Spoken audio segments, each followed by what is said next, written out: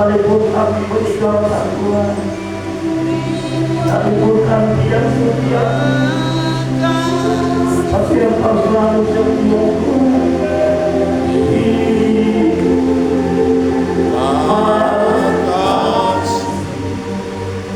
Seringkali kami kecewa, seringkali kami marah.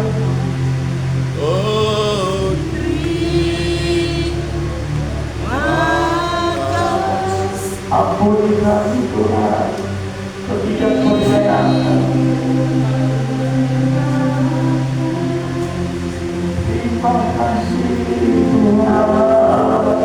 Haleluya. Terima kasih Bapa.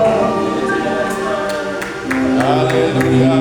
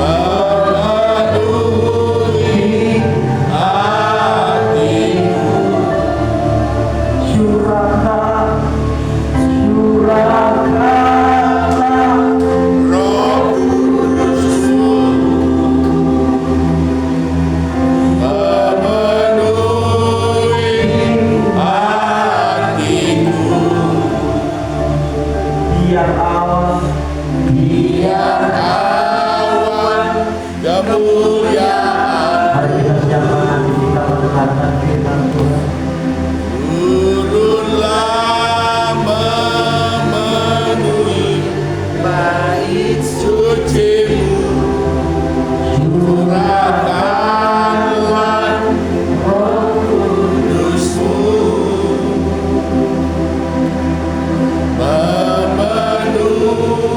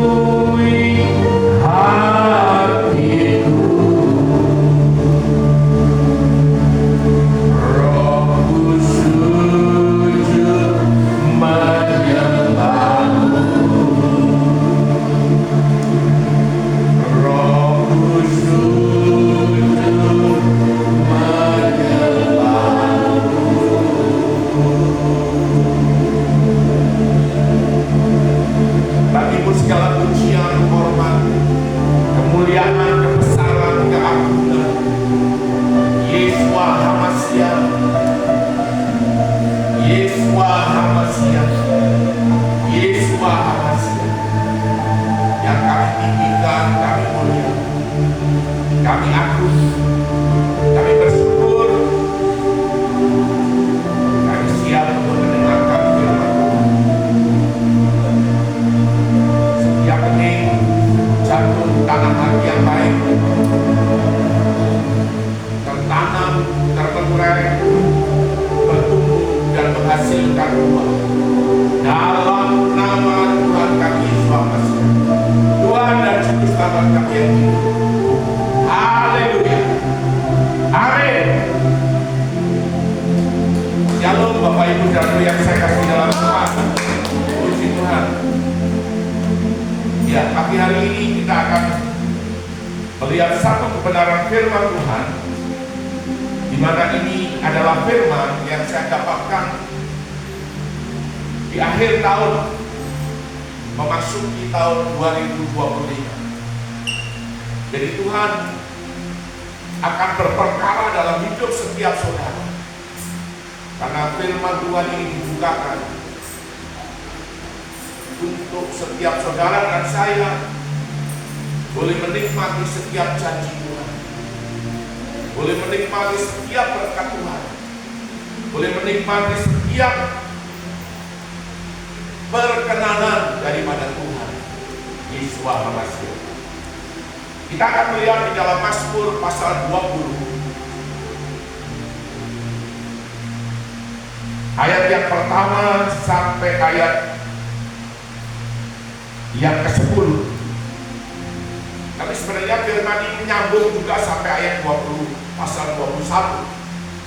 Tetapi kita akan melihat kebenaran firman Tuhan ini di Mazmur pasal yang ke-20. Ada satu rahasia yang Tuhan singkapkan kepada saya, dan firman inilah juga yang saya sampaikan kepada calon bupati dan wakil bupati menjelang pemilihan. Nah, saudara, tapi firman ini sesungguhnya buat kita, buat jemaat Tunas Baru. Saya akan membaca dari yang genap, yang kita mulai dari saudara baca yang genap, saya yang ganjil. Mari silakan.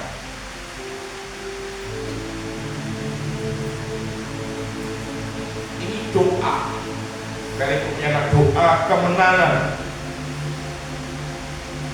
untuk pemimpin biduan Mazmur Daud.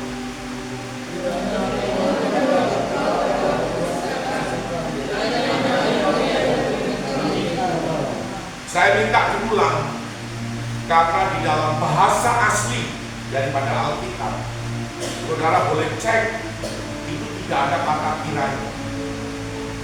Kalau kiranya itu sama dengan semoga, kiranya itu masih meraba-raba, kiranya itu tidak pasti, kiranya itu masih penuh dengan tanda tanya. Tetapi semua kata kiranya itu, kiranya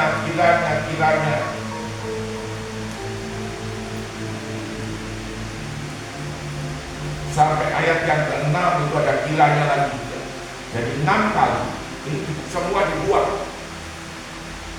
Saya ulangi, untuk memimpin biduan Mazmur Daud.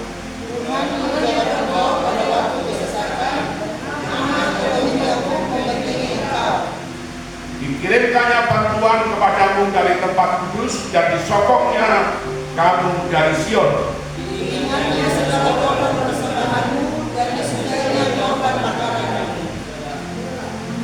Diberikannya kepadamu apa yang kau kehendaki, dan dijadikannya berhasil apa yang kau rancangkan.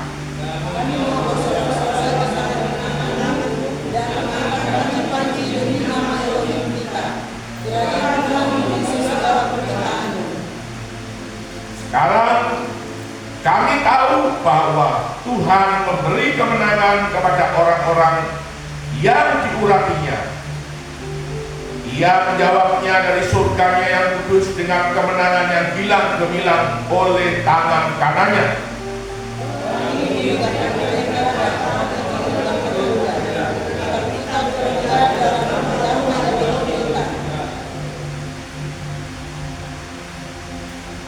Mereka rebah dan jatuh, tetapi kita bangun berdiri dan tetap tegak.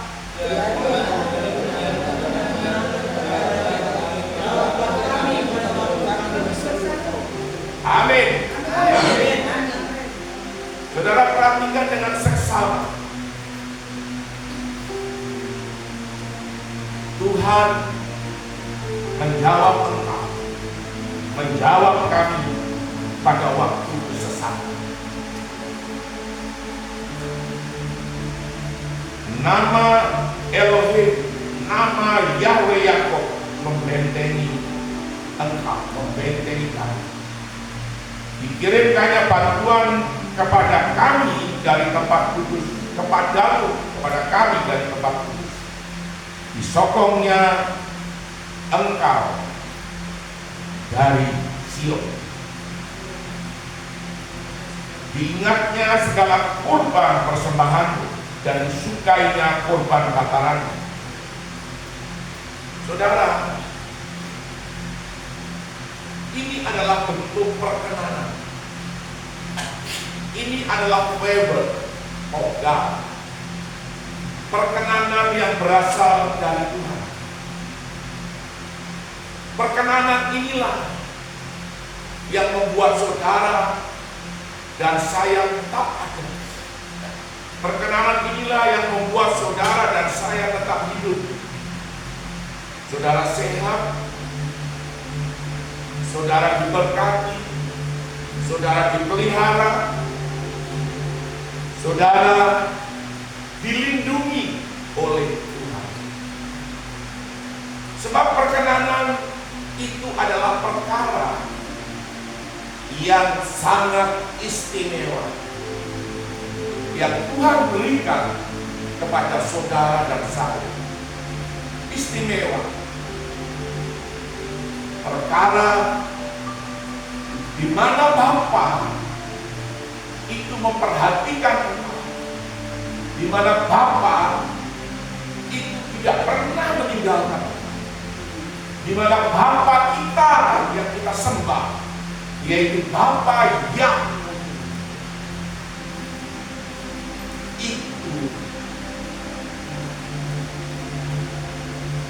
melindungi, menjaga nyawa.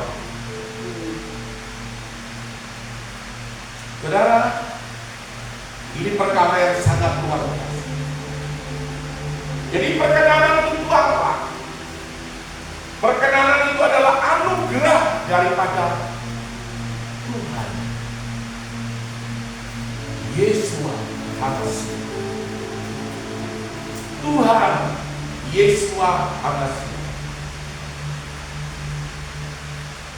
Setiap saudara dan saya harus memahami akan hal ini.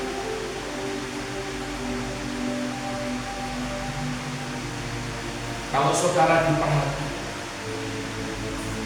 Bapa itu memegang tangan kananmu. Bapa itu tidak pernah membiarkan. Bapa itu selalu bersama dan menyertai.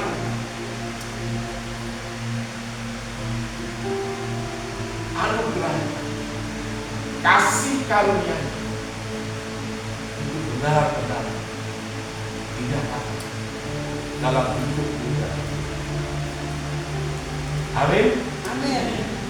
Nah, perkenanan ini didapat dari mana? Apakah setiap orang mendapatkan perkenanan dari Tuhan? No, tidak. Perkenanan ini didapat melalui satu hubungan. Perkenanan ini didapat di mana setiap saudara dan saya itu merindukan Bapa.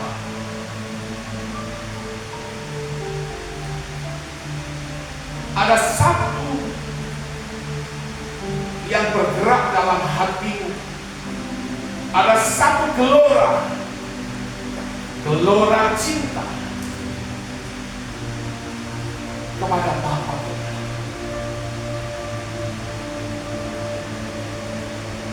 Mengapa orang beribadah saja begitu susah?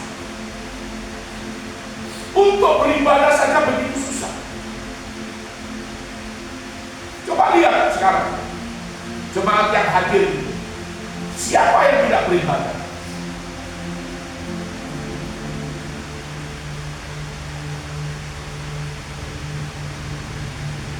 Mungkin sudah mulai bersungut-sungut kita. Mungkin kita sudah mulai kecewa.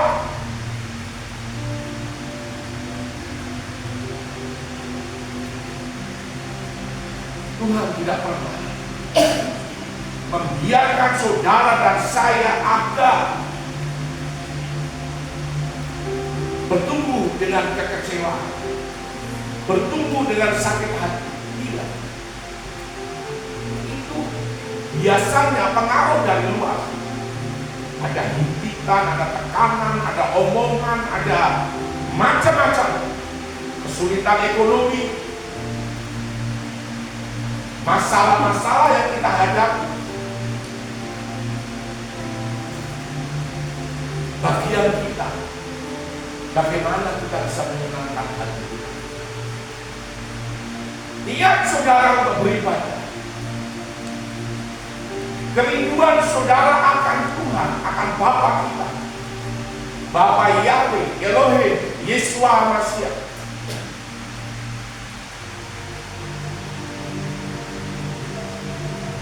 Itu yang menghadirkan perkenanan. Itu yang membuat perkenanan itu buruk. Di dalam Alkitab itu ada contoh. Di dalam Ulangan, dalam kitab Bilangan, Ulangan juga. Tapi kalau kita lihat di dalam kitab Ulangan itu, Ulangan 33 ayat 23. Tolong ditampilkan dulu. Ulangan 33 ayat yang ke-23. Bagian A.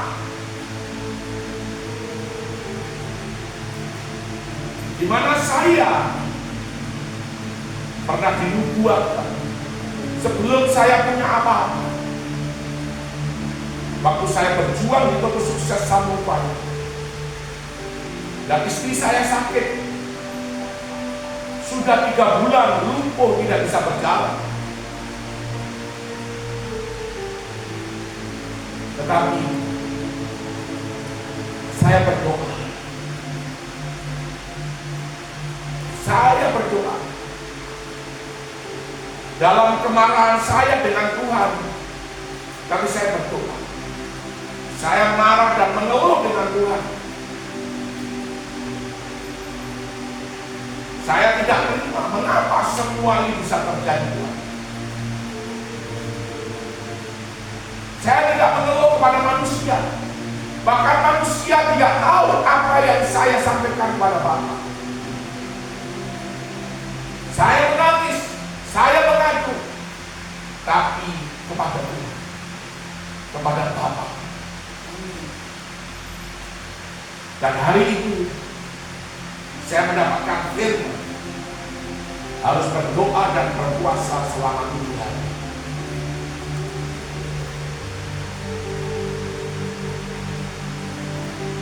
Hari pertama saya berdoa, tidak terjadi apa-apa. Hari kedua saya berdoa, belum. Dan mulai hari ketiga saya mendapatkan mimpi. Dalam satu mimpi, di mana saya ada dalam satu mobil dengan istri saya. Saya ada di samping kiri sopir. Dan di dalamnya semua nih orang yang sudah mati. Ada om saya, ada tante, semua orang yang sudah mati semua di dalam mobil. Dan saudara, mobil ini tiba-tiba meluncur ke dalam jurang. Tapi saya buka pintu dan saya lompat. Saya akhirnya pegangan satu batu yang menonjol dan saya pegang. Dan saya naik ke atas. Lalu mobil itu meluncur ke bawah. Saya melihat dari atas. Oh, istri saya masih hidup karena dia masih kipas-kipas. Kemudian saya pulang. Dan saat saya pulang, datanglah pendeta Sony Arwan dalam mimpi.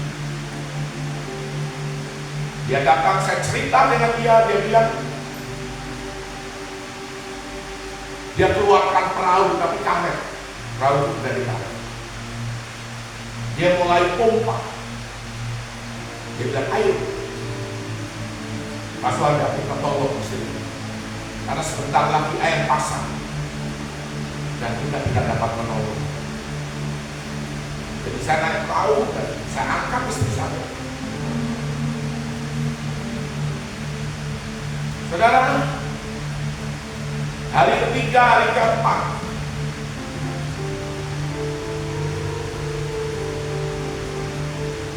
ada orang datang.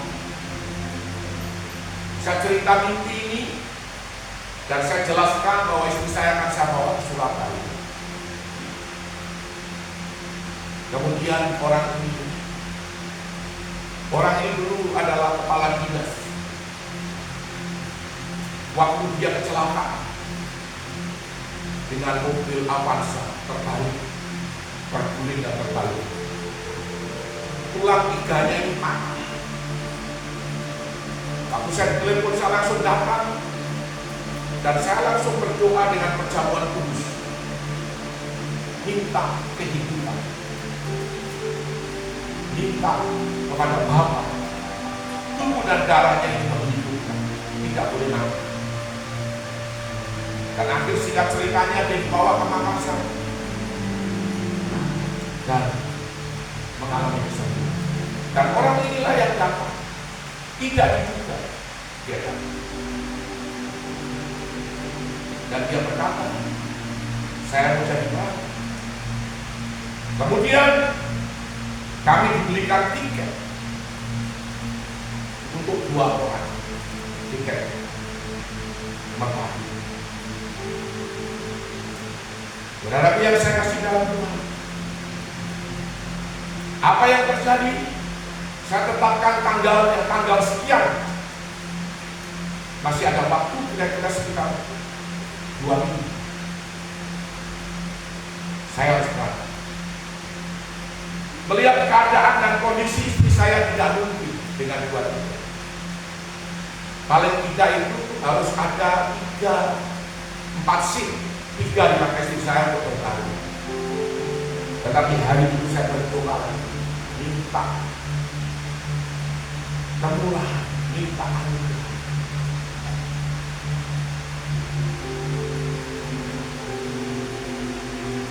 Saya mulai gerakkan kaki istri saya.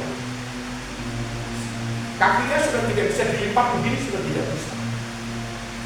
Dan saya suruh berbalik dan saya mulai gerakkan kakinya pelan-pelan, 1, 2, 1, terus sampai akhirnya bisa terlipat. Saya harus melayani istri saya. Dia berak di tempat tidur, kencing di tempat tidur. Artinya di tempat tidur itu kalau berak ya di situ dilayani, kalau kencing ya di situ dilayani. Dan hari itu adalah merupakan ujian buat saya. Ujian seorang suami yang mengasihi istrinya. Dan itu betul-betul saya marah sekali dengan Tuhan. Kenapa bisa terjadi seperti ini? Kenapa hal ini semua terjadi? Saya tidak terima tapi dengan puji. Saya tetap doa puasa. Lalu Tuhan hanya ngomong, hambaku, jalani saja. Langsung saya bilang, oke, baik Tuhan, saya akan jalani. Doa saya sudah berubah menjadi doa yang berbeda. Bukan keluar, bukan ratapan, tetapi doa saya. Karena saya tahu persis bahwa ini hanya ujian. Saudara, perkenanan demi perkenanan itu terjadi. Dan hari itu, dalam berapa minggu itu, ada seorang hamba Tuhan yang punya karunia nabi yang telepon saya. Karena dia mendukung saya dalam doa.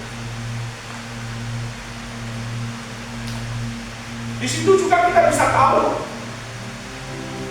orang-orang yang dekat dengan kita,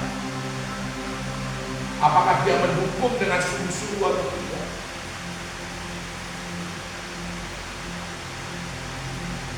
Dan hamba Tuhan itu berkata, ada tiga berkat yang Tuhan turunkan kepada kami. Dan hari ini kamu menerima. Berkat apa? Berkat yang diucapkan oleh Musa. Di dalam Ulangan 33 ini disebutkan tentang Zebulon. Berkat Zebulon itu sudah luar biasa. Coba naik di atas suara Zebulon, ada Isakar.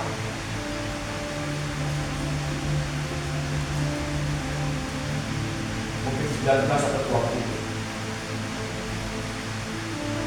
Tentang Zebulon dia berkata, bersukacitalah. Inilah yang membuat saya bersukacita di dalam penderitaan atas perjalanan. Jadi ratapan itu berubah menjadi sukacita, walaupun kesakitan itu masih ada. Dan itu yang terjadi, dan itu yang saya alami. Kemudian, hai Isakar, atas tema-tema mulai 19.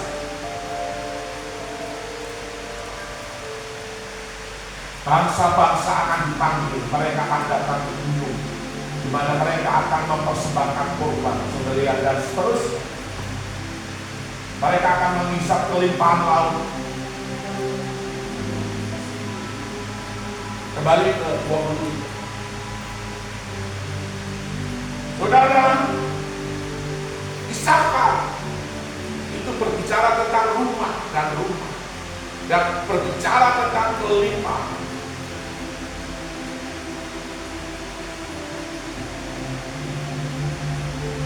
Bicara tentang berkat. Saya belum punya rumah banyak, belum. Saya belum punya rumah. Senerbu itu belum.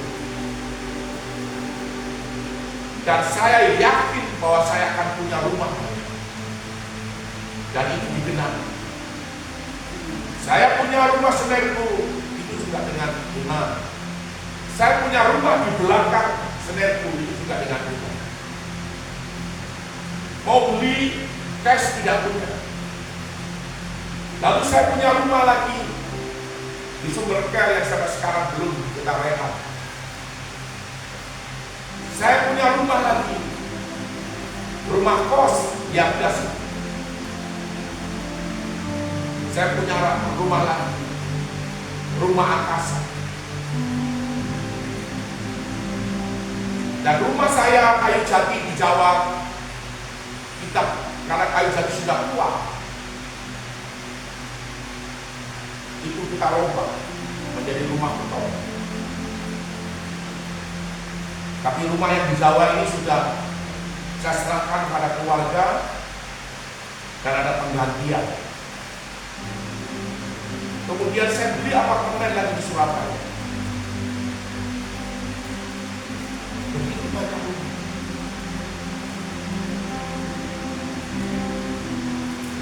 Dan yang terakhir adalah Naftali. Tentang Naftali dia berkata, kenyang dengan perkenanan dan penuh dengan berkat Tuhan. Jadi perkenanan itu yang membuat berkat Tuhan itu tidak bisa ditahan. Perkenanan yang membuat berkat Tuhan itu turun atas kita. Saudara, ini yang saudara harus pahami dan saudara harus mengerti. Mungkin saudara tanya, Pak Pendeta, kok Naftali dibilang kenyang dengan perkenanan? Artinya perkenanannya itu berlimpah-limpah.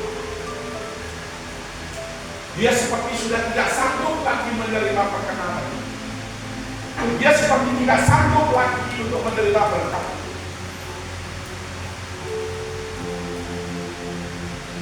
Saudara, itu nubuatan. Dan itu saya ucapkan. Firman ini saya ucapkan. Dan firman ini benar-benar menjadi daging. Itu luar biasa. Mengapa Naftali penuh dengan kenyang dengan perkenanan dan penuh dengan berkat Tuhan? Setelah saya lihat dari suku-suku Israel ini, suku Naftali adalah pasukan tempur yang mulia. Naftali, suku dari Naftali dan keturunannya itu adalah laskar-laskar yang hebat di hadapan Tuhan.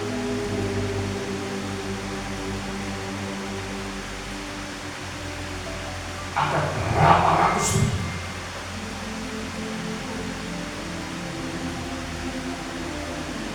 Itu Alkitab mencatat.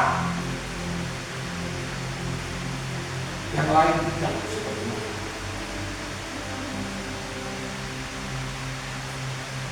Ada yang paling ada 600 hingga 500 ribu laskar. Hebat. Saudara dipanggil itu untuk menjadi laskar. Saudara dipanggil itu untuk menjadi tentara Tuhan. Mengapa perkenanan itu bisa limpah? Mengapa perkenanan itu bisa membuat Naftali itu sepertinya sudah bisa tidak mampu lagi menerima? Karena Naftali dan keturunan itu adalah laskar,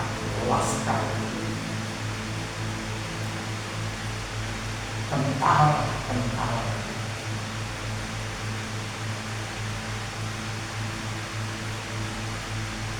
Ini yang saudara harus paham.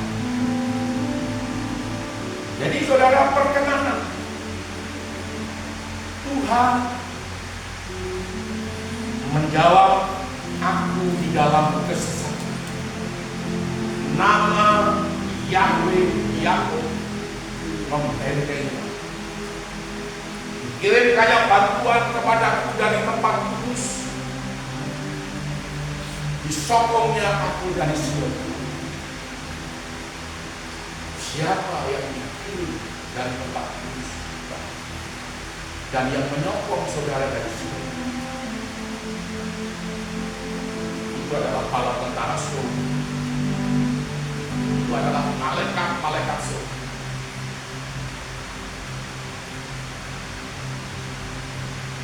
Terimanya segala korban. Jadi perkenanan Tuhan itu juga ada korban yang saudara persembahkan. Itu yang menyenangkan hatinya. Waktu Nuh keluar dari bahtera, sekalipun hanya burung terkukur yang dipersembahkan,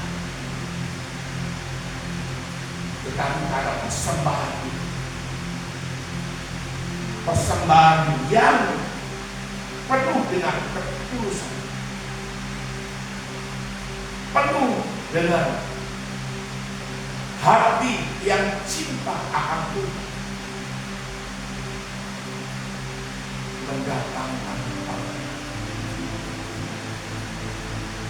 Burung terukur yang dipersembahkan menjadi bau yang harum di hadapan Elohim Bapa. Alkitab menulis persembahan yang harum dan menyukakan akan hatinya.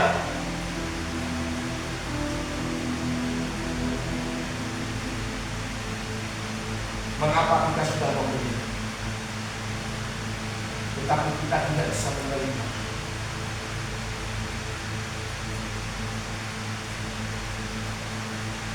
Karena seringkali kita memberi, tetapi kita tidak hidup dengan ketaatan. Atau mungkin saudara memberi dengan mengomel-ngomel.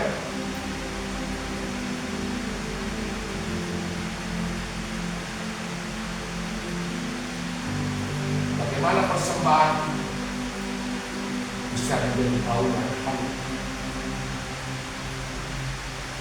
Diterimanya segala korban persembahan. Lalu apa yang dikatakan? Diberikannya kepadamu. Diberikannya kepadamu apa yang engkau inginkan. Diberikannya kepadamu apa yang engkau rencanakan. Semuanya jadi. Tidak ada yang gagal. Semuanya digenapi. Amin. Itu kalau kita kenyang memperkenalkan Allah. Ada pujian, ada penyembahan, ada doa yang naik seperti asap yang naik, dan itu menyenangkan Allah. Doa, pujian, penyembahan, saudara, seperti dupa yang naik di hadapan.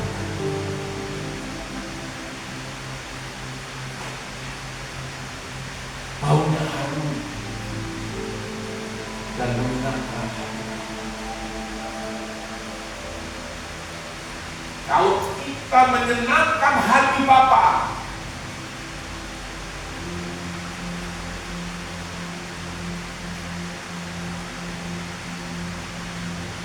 Dia sendiri berkata, diberikannya kepadamu apa yang engkau inginkan. Engkau mungkin menganggap ibadah itu tidak penting. Yang penting saya berusaha, saya berjuang. Yang penting saya bekerja. Ibadah tidak akan mendatangkan uang. Ibadah itu bikin kita capek. Ya terserah. Yang memberi hidup dan aku bisa hidup, itu adalah Tuhan.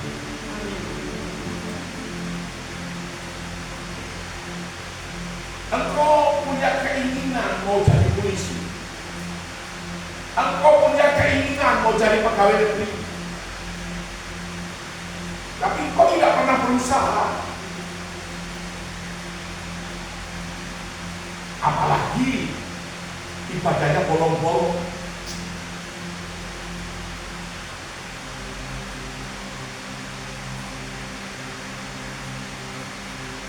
Kalau gembala dari depan sini berseru, ayo kita berkorban.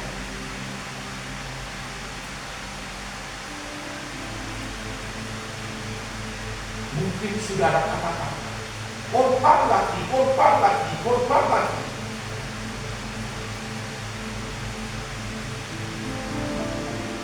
Apa yang menjadikan kita seharusnya taat dan setia,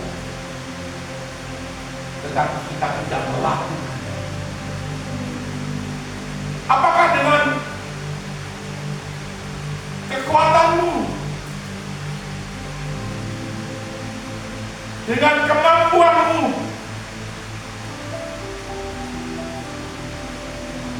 saudara berjuang? Bisa. Tetapi dengan susah payah.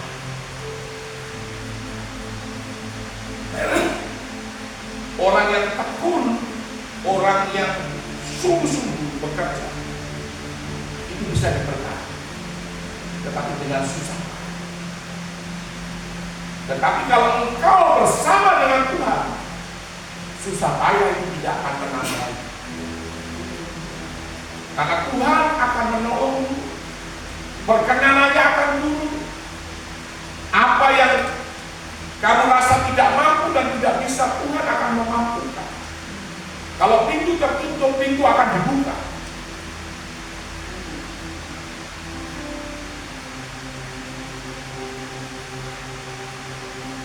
Kadang kita lebih senang tidur di rumah. Jadi saya bicara serius ini. Tapi di sini tidak ada, mudah-mudahan di tempat lain itu yang banyak. Dan sudah kita tidur, kita tidak mau beribadah. Padahal ibadah itu mendengar firman. Bagian yang pertama adalah saudara memberi, saudara memuji, menyembah Tuhan itu saudara memberi. Berikan yang pertama. Tanggalkan semua. Dan bagian yang kedua adalah firman, di mana setiap saudara beriman, terima firman,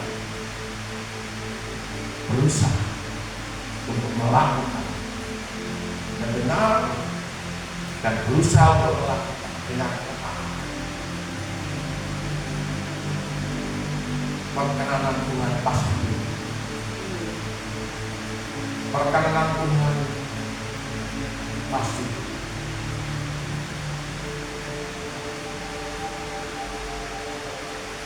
Jangan saudara kira Naftali. Naftali itu orangnya tulus, penuh dengan kejujuran.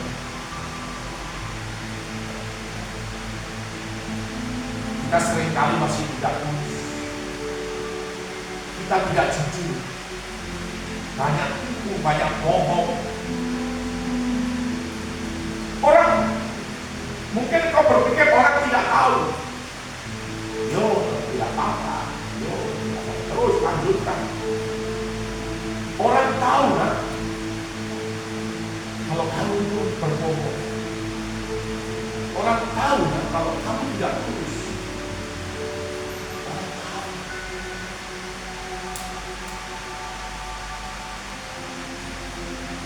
Bagaimana kita mau hidup? Itu dulu saya lakukan. Waktu saya belum kenal Tuhan. Sudah kenal tapi belum sungguh-sungguh.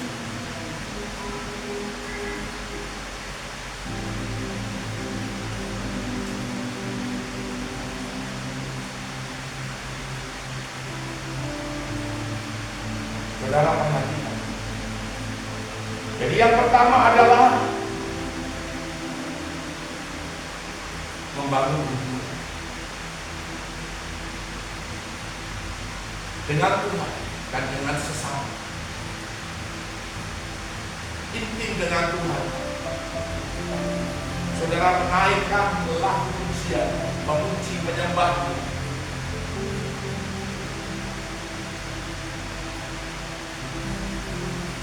Tahun ini saja tahun sudah sulit.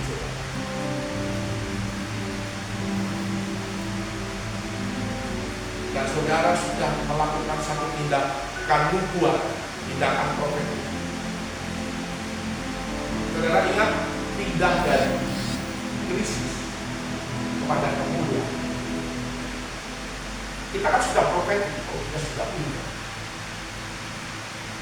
Jadi krisis bukan bagian kita.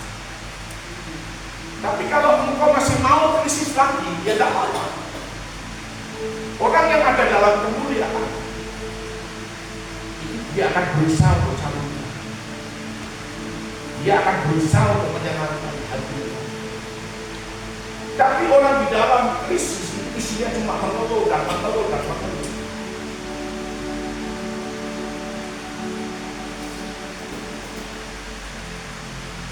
Isinya ngomel-ngomel, tidak tahu berterima kasih, tidak mengucap syukur. Saudara tetap tinggal dalam krisis, mau lompat ya bisa.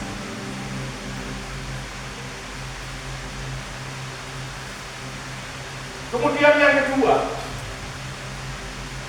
kedua adalah saudara harus setia. Untuk mendapatkan perkenanan Tuhan, saudara harus setia. Sekalipun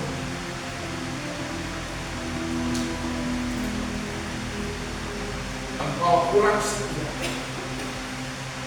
Tuhan itu sebenarnya selalu mendorong untuk setia. Karena Bapak Gembala punya tugas mengarahkan. Bapak Gembala punya tugas menggembala yang terbaik supaya jemaat itu diberkati. Jemaat itu punya pekerjaan yang lain. Jemaat itu tetap posisinya naik dan terus naik dan bukan turun. Menjadi kepala dan bukan menjadi ekor. Kalau ada tantangan, kalau ada masalah,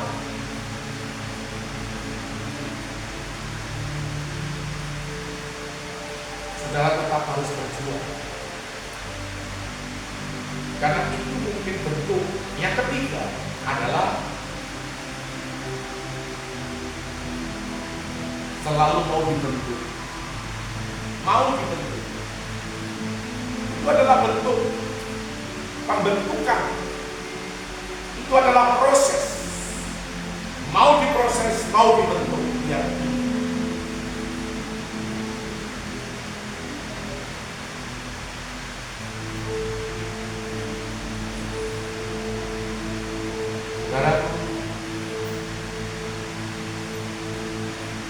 Karena waktu saudara dibentuk dari proses ini akan menghasilkan satu karakter Kristus.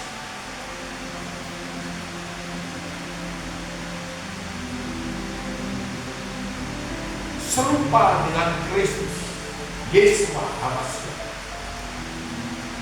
Serupa dengan Hamasiah. Dan orang ini dapat dijamin integritas.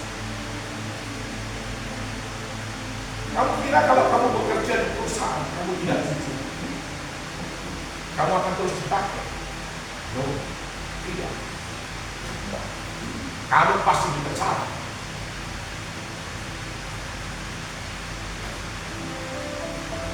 Tapi kalau kau punya integritas,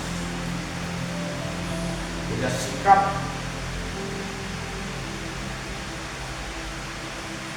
kemudian tanggung jawab, dapat dipercaya,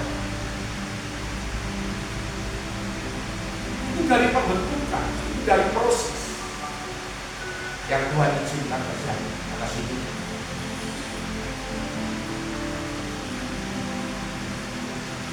Saudara, ini penting karena Bapak Gembala selalu bicara apa adanya. Memang kita lihat tidak enak, tetapi kan pilihannya selalu ada. Saudara mau dengar yang mana? Mau lakukan yang mana? Itu pilihan.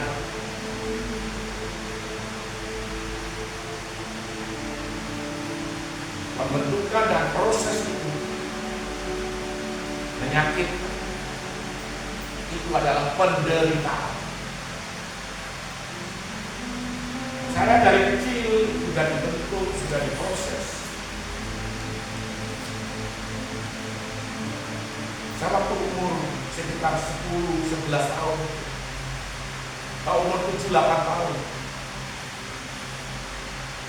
sampai 9, sekitar 3 tahun. Ini cuma makan singkong, direbus, lalu terasi dibakar, ada cabai dan taruh garam, diulek. Tiap hari kita makan. Ada di kisaran sekitar tahun 70 sekian.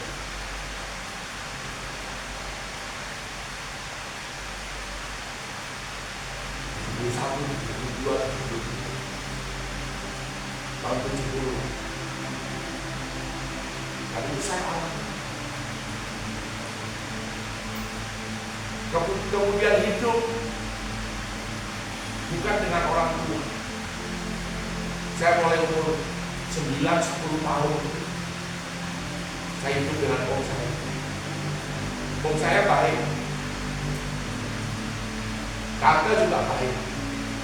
Tetapi seringkali kurang ketulusan.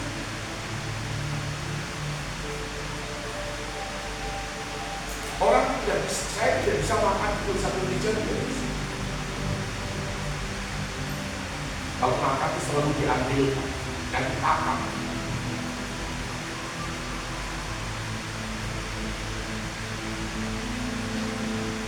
Tidak jarang juga kadang-kadang ada sayur setengah basi. Tidak jarang juga kadang-kadang ada nasi. Seperti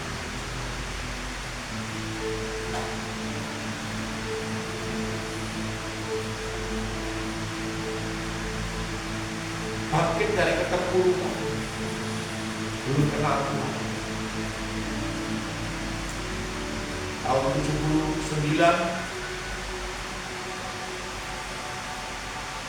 saya waktu umur 17 tahun, 16 menjelang 17, saya pergi kerja di Penambang.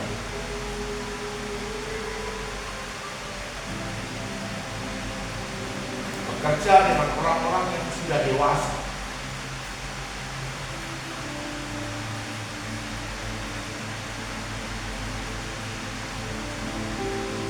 Ada yang berjudi, ada yang merokok, ada yang... Tapi saya waktu itu di hutan itu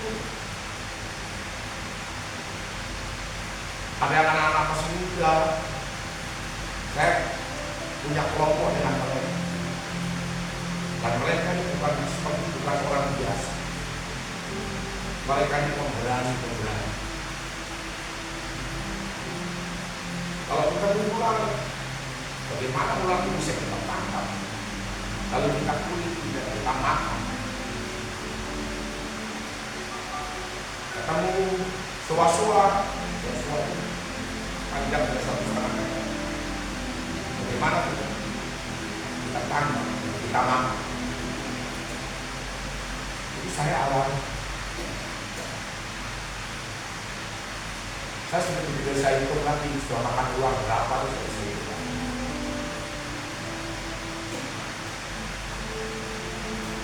Hantu. Kita ini orang-orang tidak takut hantu.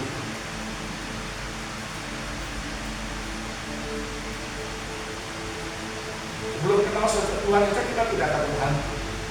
Yang kita takutkan itu manusia. Karena manusia bisa bawa parang, bawa mandau, kalau boleh di Kalimantan. Bisa bawa parang dan bisa panah kita. Itu kita kan takut.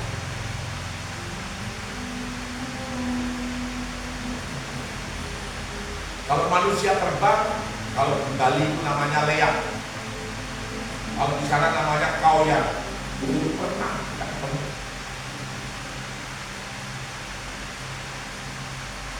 Waktu berhadapan, dia berbalik, dia lari, kita juga lari. Karena kita tidak takut. Ini setan. Tapi setelah itu kita tidak takut sama sekali. Justru kita tidak takut, itulah yang membuat mereka takut. Nah, saudara, itu yang terjadi. Saya dibentuk, saya diproses. Saya punya uang sebagian saya pakai untuk menyekolahkan adik saya. Semua adik saya, 1, 2, 3, dan 4 orang adik itu saya sekolahkan.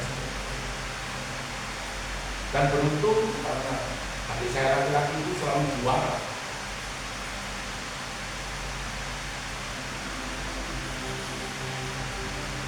Kalau yang perempuan memang tidak pintar. Disitulah kita dibentuk. Kita kerja di perusahaan itu dipercaya.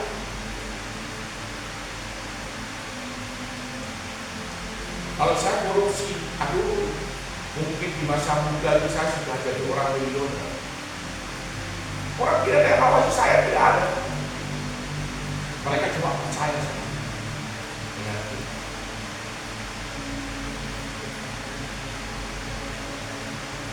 Kalau kayu itu 1 lori,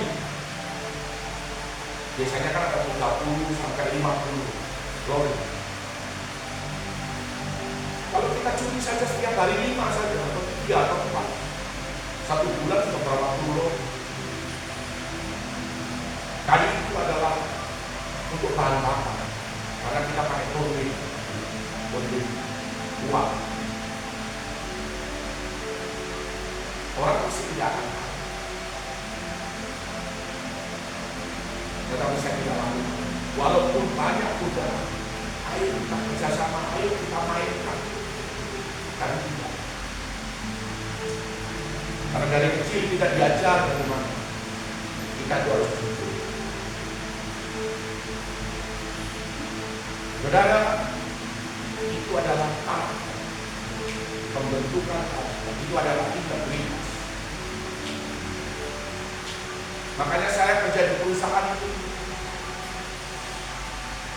Waktu itu gaji saya paling besar.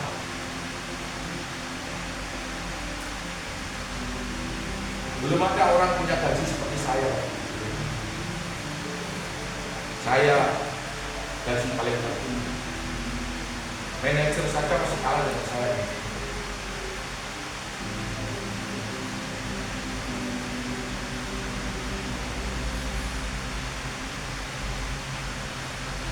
Dan yang keempat adalah melakukan kehendak Tuhan.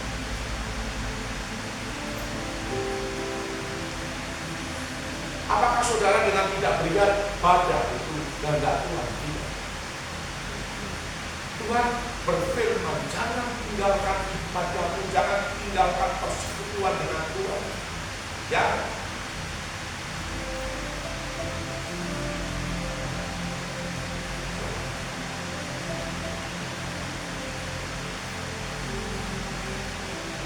Bagaimana Tuhan berfirman, diberikannya apa yang kau inginkan, dibuatnya berhasil apa yang engkau rancangkan, apa yang engkau rencanakan, apa yang sudah engkau programkan, dibuat berhasil. Dan itu bisa terjadi, tidak gagal, dibenarkan. Kalau saudara tidak lakukan,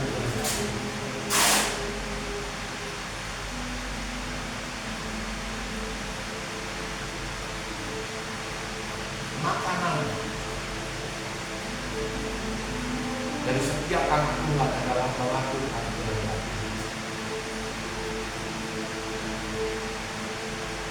Saudara,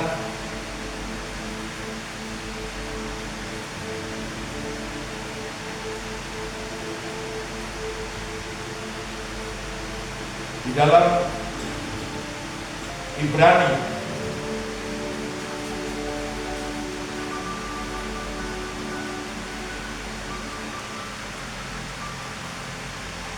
yang berbicara tentang persekutuan.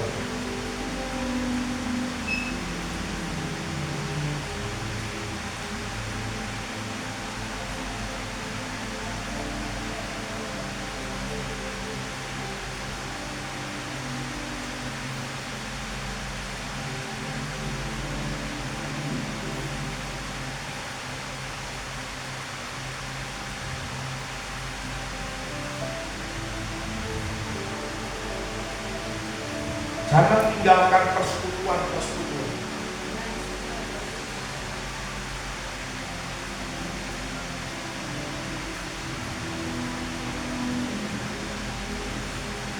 Ayat berapa yang Ibrani pasal 12 ayat berapa?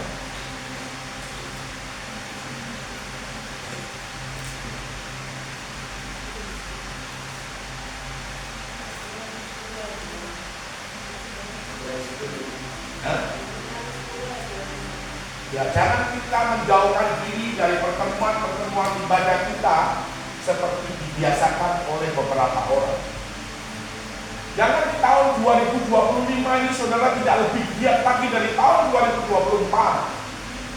Coba saudara lihat.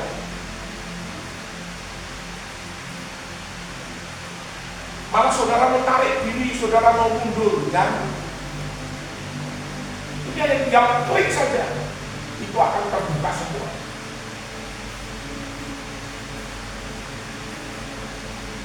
Coba saudara catat yang tidak hadir hari ini. Tetapi marilah kita saling menasihati, semakin giat melakukan menjelang hari Tuhan. Ini Tuhan sudah mau datang, saudara.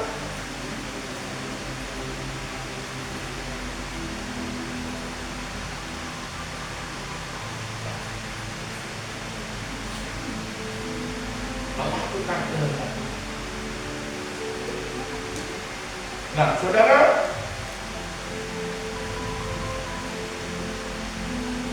perkenanan Tuhan itu harusnya membawa hidup kita semakin hari semakin menyukakan hati Tuhan, menyenangkan hati Tuhan.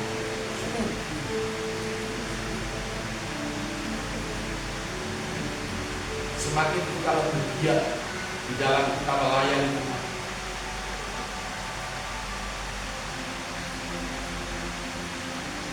Jangan tunggu nanti kalau kita ada masalah baru kita cari.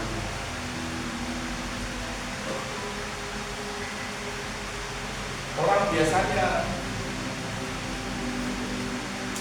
seperti itu. Jangan ada kepahitan yang disimpan, jangan. Tinggalkan semua kepahitan.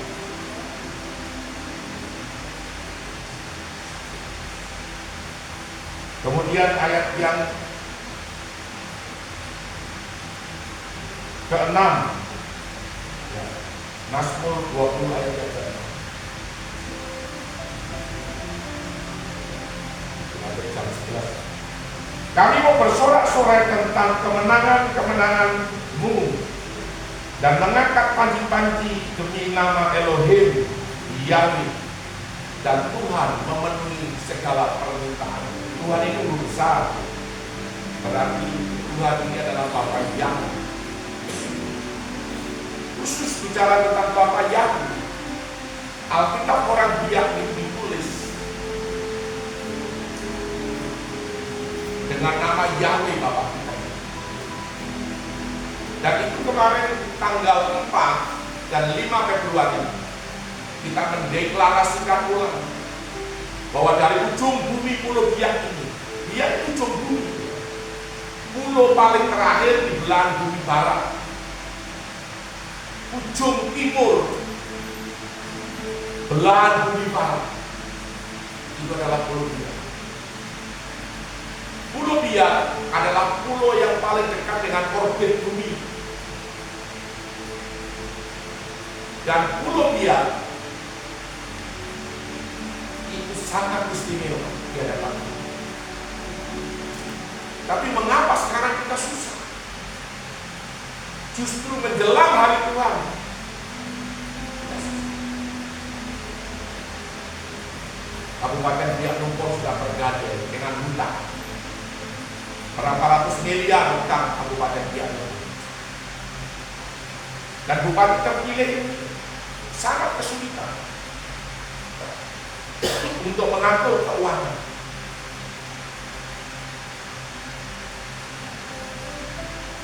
Makanya dia hanya program KBBI Sehat. Saudara harus memahami, ada yang menyelimuti, ada yang menghalangi di Kabupaten Cianjur.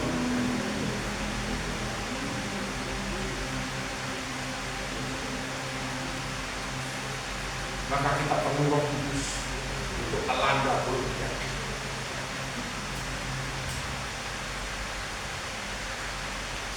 Saudara, hanya Roh Kudus yang bisa mengubah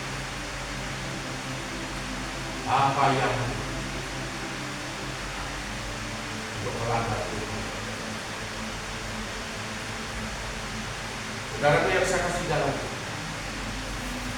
ini dikatakan bahwa Tuhan memenuhi segala permintaan. Elohim Yahweh. Lalu ayat yang ke-7. Ini yang Tuhan berbicara dengan saya. Yang kedua, itu ada kuasa pembalikan keadaan. Ini yang harus kita kerjakan untuk kemudian. Kita harus banyak melakukan tindakan profetik. Kita harus banyak melakukan tindakan nubuatan. Makanya di dalam Komsel Tunas Baru, saya mengajarkan kembali bagaimana mendasari kembali bagaimana dengan perjamuan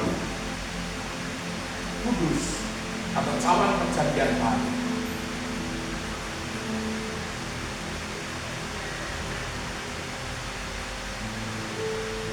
Saudara, itu yang saudara harus mengerti.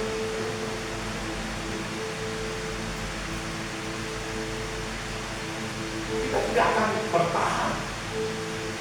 Kita tidak akan mampu kalau kita tanpa perjamuan kudus. Saudara, lakukan perjamuan kudus itu tiap hari. Apalagi kalau kau pejabat pemerintah.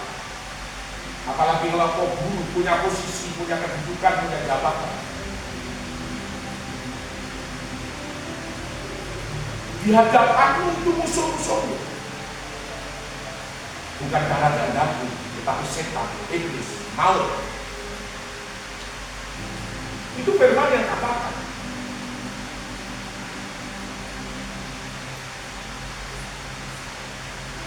Kalau kita mau selamat di dunia ini sampai ketemu Tuhan, ambil perjamuan, ambil cawan perjanjian baru. Di dalam perjanjian lama saja sudah hebat dan dahsyat seperti itu. Apalagi ini sekarang bukan lagi roti dan anggur secara fisik, tetapi ini adalah tubuh dan darah daripada Yesus.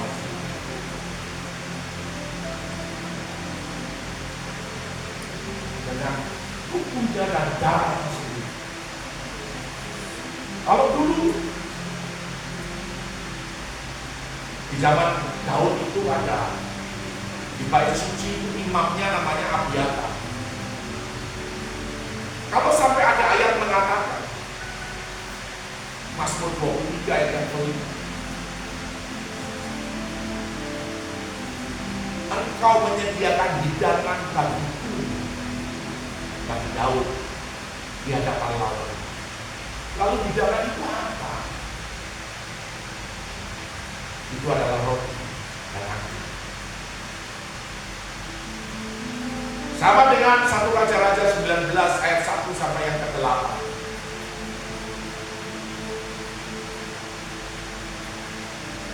Karena setelah Elia membunuh sekian ratus Nabi Baal, dia diancam oleh Isabel.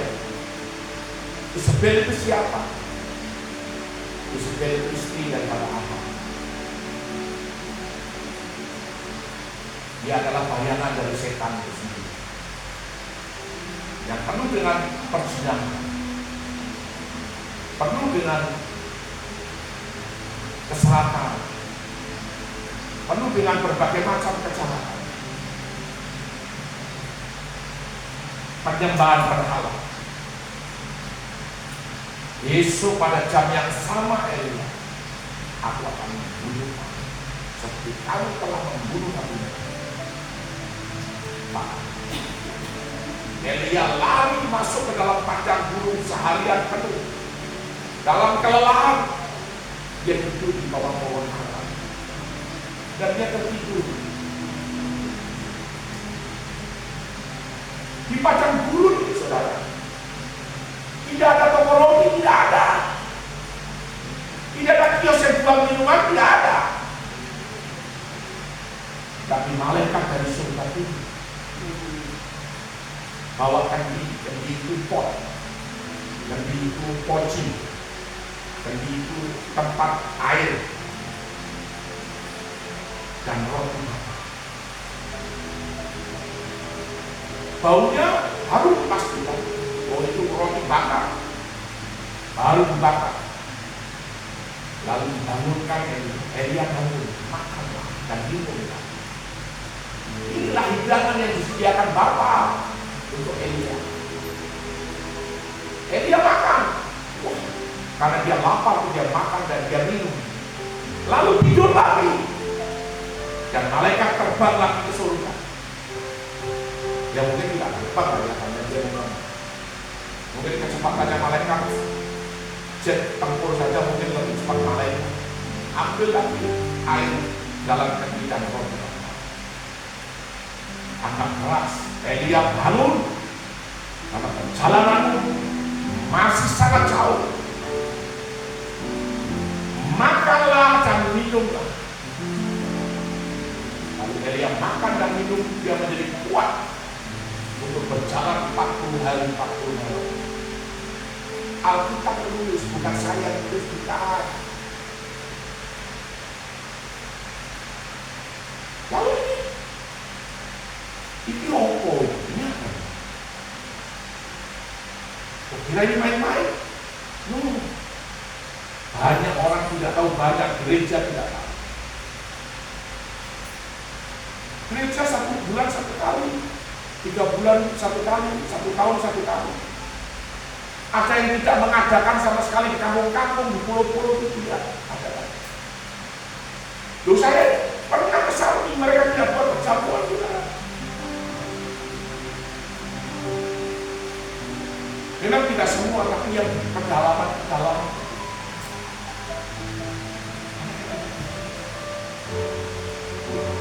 Di hadapan kita ini iblis. Setiap saat engkau di mana iblis ada di situ.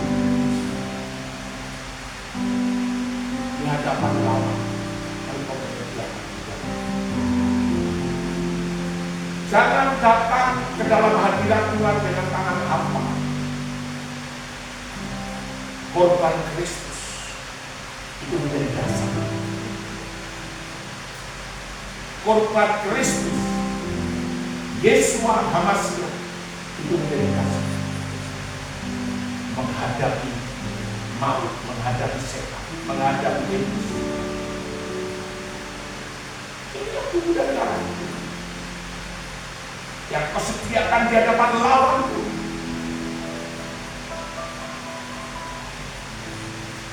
Dan aku ada dalam kemenangan.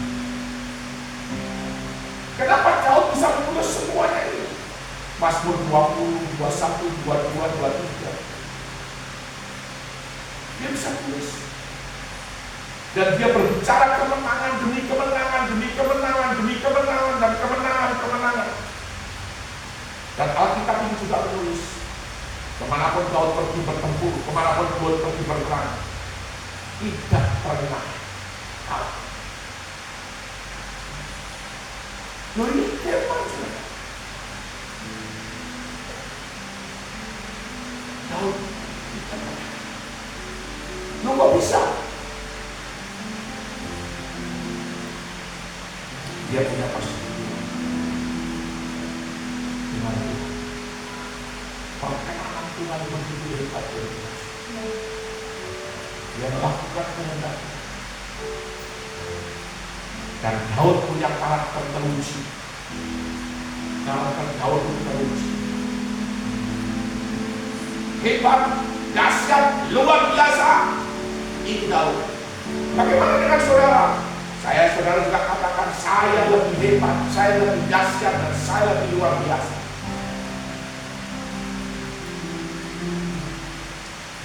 Ini perjamuan bukan main-main.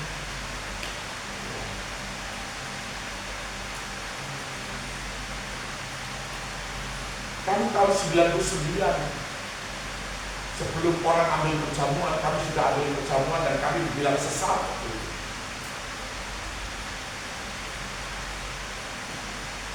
Saudara, Yesus itu berkata daging adalah benar-benar makanan dan darah adalah benar-benar. Amin. Saudara, ayat yang ke-7, sekarang aku tahu bahwa Tuhan memberi kemenangan pada orang-orang yang diurapinya. Dari surganya yang kudus dan menjawabnya dari surganya yang kudus dengan kemenangan yang bilang gemilang oleh tangan kanannya. Kemenangan yang bilang gemilang, kemenangan yang tanpa syarat. Ini kuasa memutarbalikkan keadaan. Itu harus terjadi dalam hidup.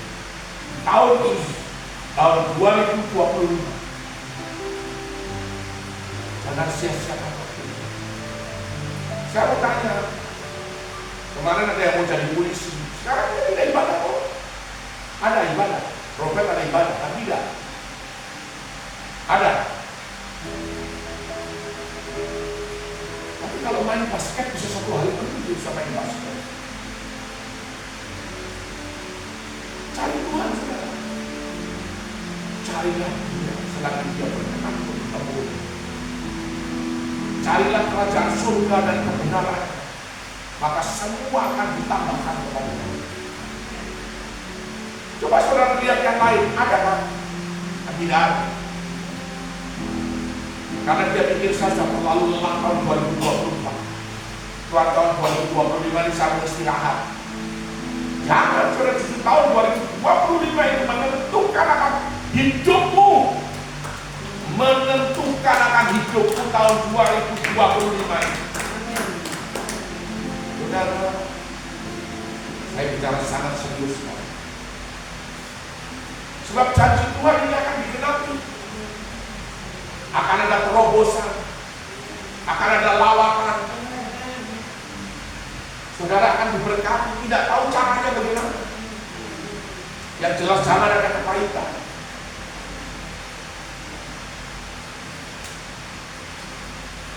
Tidak ada yang mustahil.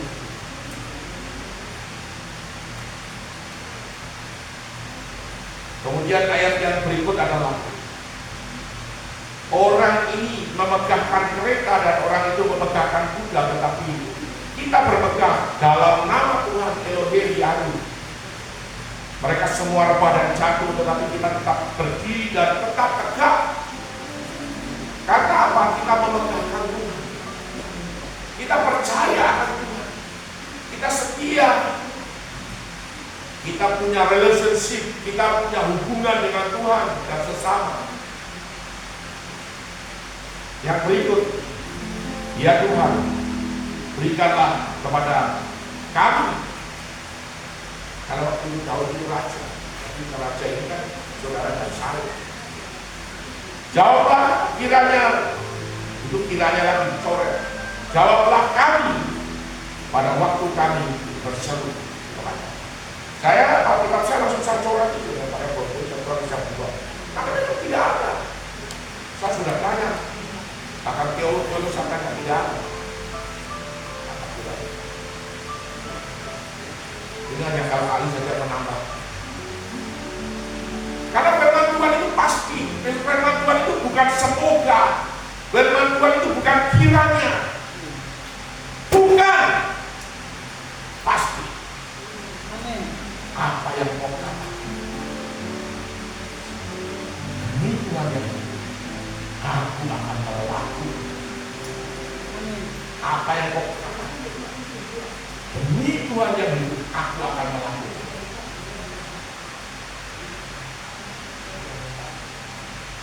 Artinya, kalau kau ucapkan firman seperti Yabes berdoa. Doa Yabes coba kalau ditampilkan dalam tarawih. Yabes berdoa.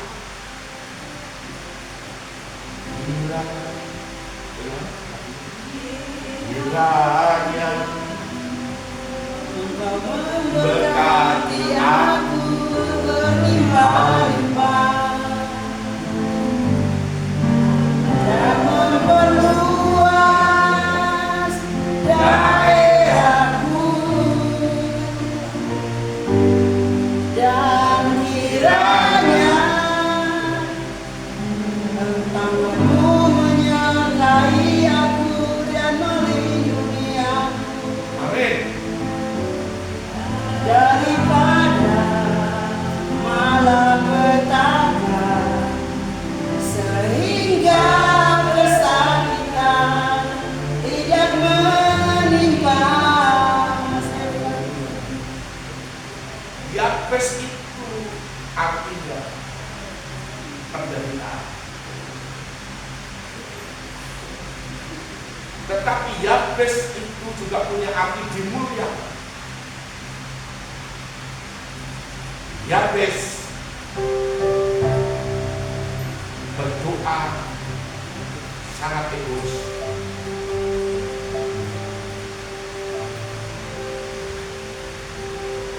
Berkat aku Tuhan dengan berlimpah. Aku akan memperluas daerah. Tidak ada kesakitan, tidak ada malapetaka yang akan menimpa. Cuma itu saja doanya. Dan itu diulang-ulang, dan diulang-ulang. Kalau Yabes jadi legenda, jadi cerita rakyat di Israel. Karena doanya dijawab, doanya digenapi, dan tercatat dalam hati.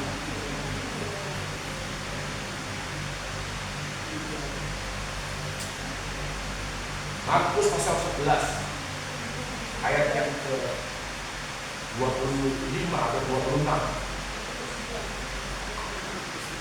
Apa saja yang kamu minta, ini Yesus yang berkata, percaya bahwa kamu sudah menerima. Kamu tidak percaya? Kamu tidak percaya? Aku percaya. Yang kamu minta kamu menerima, tidak percaya? Percaya yang saya minta terima. Mama yo tidak percaya. Percaya.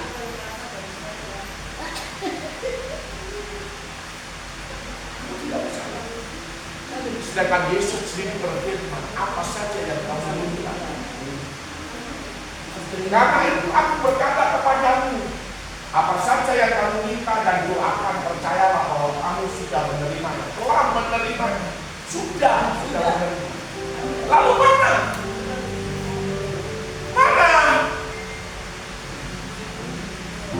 Saudara, ini berbicara dimensi roh.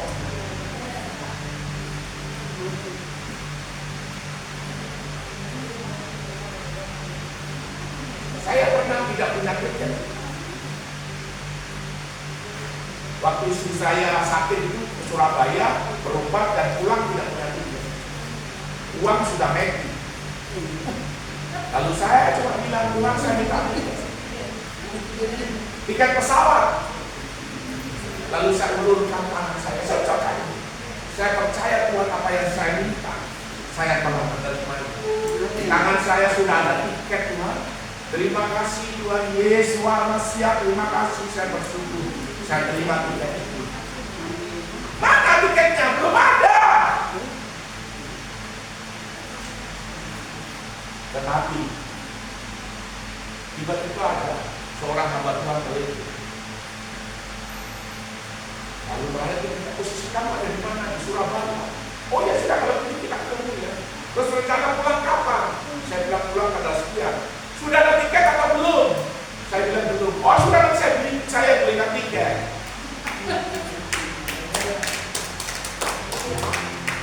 Itu betul. Percaya karena Tuhan Yesus berkata, saudara, Tuhan Yesus sudah berkata kepada saya Tuhan Yesus engkau sudah berkata bahwa apa yang saya doakan, bahwa apa yang sudah doakan saya sudah menerima. Amin. Amin. Seringkali kita khawatir, itu musuh iman, khawatir dan perilaku khawatir. Saudara, apa saja yang kamu minta, percayalah kamu telah menerimanya. Ayat ini juga yang saya pakai waktu keponakan saya menikah. Itu di sana ada orang Konghucu, orang Buddha, orang Islam pakai kerudung. Dan saya berkata, firman Tuhan tadi, memang firman Tuhan kami ini firman. Nanti hujan akan berhenti. Saudara, saya ini seperti kayak Nabi Elia saja. Dan hujan itu betul-betul berhenti.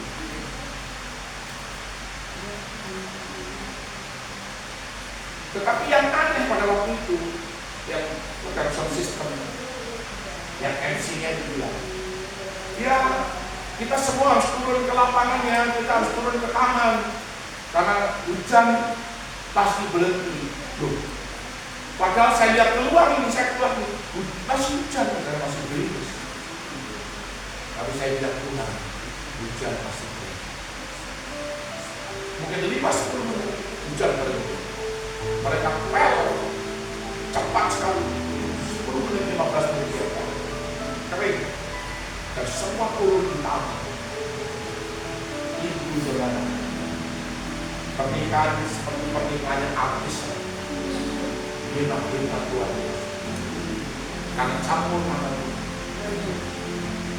Pengantin pria saya kamu dengan target sumbangan berapa? 40. Saya tanya malam ini dapat sumbangan berapa? 85 juta cash. Target kamu itu melebihi dari target. Dan hari itu saya berdoa buat makanan itu berlimpah sampai ada sisa. Padahal yang hadir itu bukan main banyak, penuh full. Itulah Tuhan. Amin. Kalau Tuhan itu biasa, itu bukan Tuhan. Tuhan itu harus hebat, Tuhan biasa. Tuhan itu harus penuh dengan mujizat, kuasanya dinyatakan. Amin. Puji Tuhan, Tuhan Yesus memberkati. Kita naikkan pujian.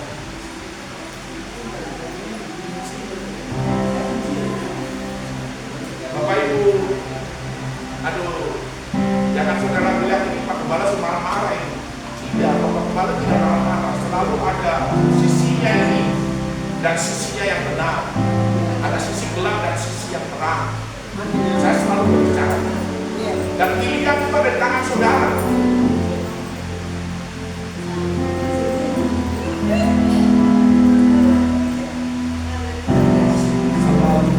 Selalu berganti lagi. Tuhan selalu